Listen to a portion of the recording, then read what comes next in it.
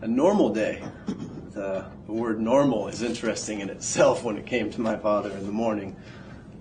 But it was typically in the morning, long process, a process that maybe others might take for granted, but for him, just the simple steps to get him to where he needed to be in the day.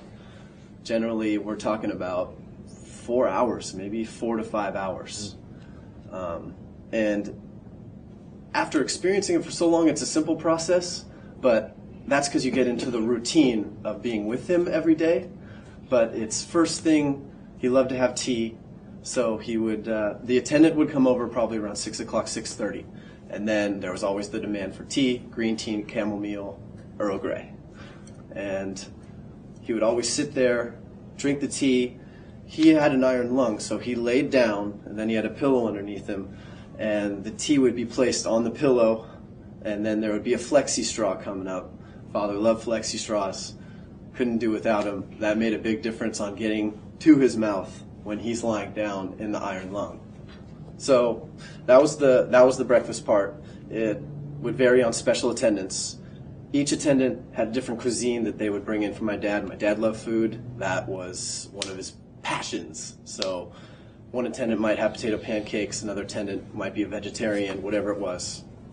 That was his breakfast ceremony. Then directly afterwards, then we had the bathing, and the iron lung would pull out. The attendants would have a tub that they would have sometimes in their hand, but then would bring a stool over, put the tub there, and they would go lower body first, always the chest, the arms, washcloth, not sponge. My dad liked washcloth, and very, very, if to no soap usually. It was usually a wash down. Soap irritated his skin because, like during your day, most people can scratch off irritants or use a cloth to wipe off irritants. My father couldn't, so therefore he didn't like soap because sometimes it would stick around. Not everyone gets everything off. And from there, he would usually then have his head washed. His head washed was interesting. The iron lung was old school in the fact that you had the placement where his head was right here, and underneath that you had to screw down just to get his head to move down to where they would put in a tub with a slit opening where his head would go into, and that's where they could wash it. The tricky part was, while they're putting this down, his head then now has no leverage to be held, so the attendants would have to hold his head.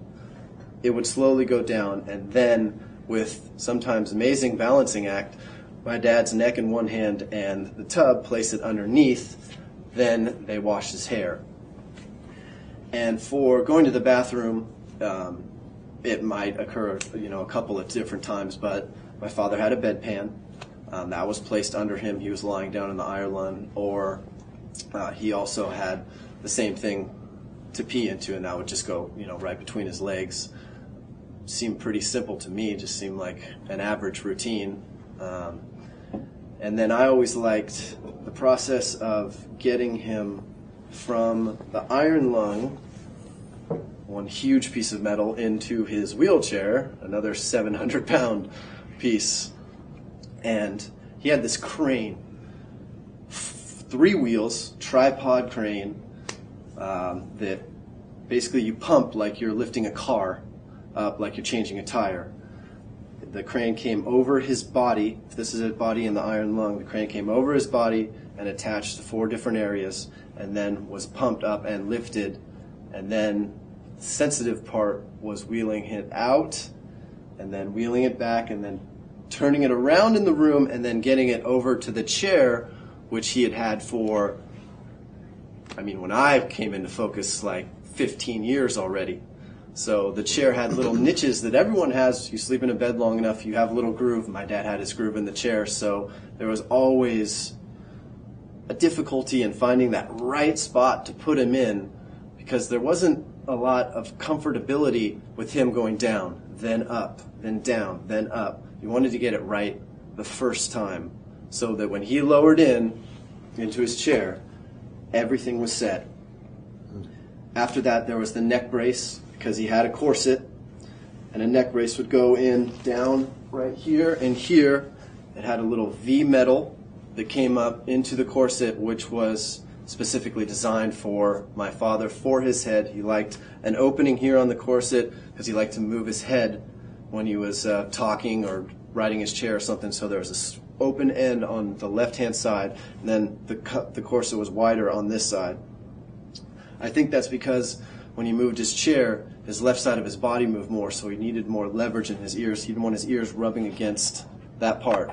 That would pretty much stick down like a fork right behind his back. Pants would be on, and then my father had two things that he put on after that. He liked a long sleeve shirt, and he liked a vest. My dad loved vests. I never got it. I never understood it. Don't know why. Love vests. Love Jerry Garcia vests. Love vests with, I kind of like that tie. But after that, all the time, whether he's in the crane, he's always on conference calls, always talking to people, trying to do the work that the person who could make their morning a half an hour would already be in the office doing on the phone.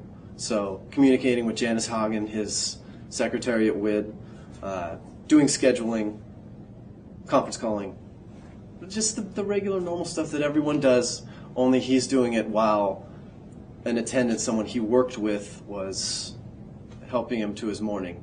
That process, and I think I got step by step pretty much. That process was 4 or 5 hours, minimum. Depending upon his phone calls, depending upon special needs, maybe if he needed to use the bathroom more than once, if he needed just an extra wash. Sometimes you just stay in the shower longer. You know what I mean? So it all depended upon that. We're talking 4 to 5 hours. And then when it was time to go home, the process was always much easier. It seemed like the morning process, since he liked to spend time focusing on the day with the teas and the peanut butter toast and stuff, he was all about business when it came to getting into bed. He was usually tired at the end of the day. It's a lot on you just to get up in the morning. Sometimes I would notice. Sometimes it was just difficult to go through that long process. And then at night, it was back comes out, shirt comes off. The crane is simple. You're up, you're in. If he needs to use the bathroom, there's the bedpan, there's the urinal right there. And into the iron lung. The only thing about the iron lung now is there was a hole in the iron lung where my father's head would go through. And this was always a sensitive point because sliding his body from the backside of the iron lung through the hole so his head would pop out on the other side, several times, that's some places where he could get hurt. Because as you're moving that up, friction on the back of his body, and if an arm catches and rolls, that always had to be very careful doing that. When his head came through, there was a plastic sheath that came around, and he always had a white cloth towel, and you turned kind of like the spigot on the iron lung where the hole was, and that slowly got tighter and tighter until basically it was airtight around his neck. You close that thing, start up the motor in the back, which kind of looked like a sideways oil rig, but it was pumping air. And from there, we would always watch SportsCenter, and that was my father's toned down SportsCenter, and whatever dinner was served by the people he worked with, the attendants, or his mother, Zona. She knew how to cook. But that, getting up and going to bed, is a typical 7-8 hours of a person's day. So that right there, and he is on the phone, he is conversating, but that's far different from how much time I take to get up in the morning, how much time generally a lot of people take to get up in the morning.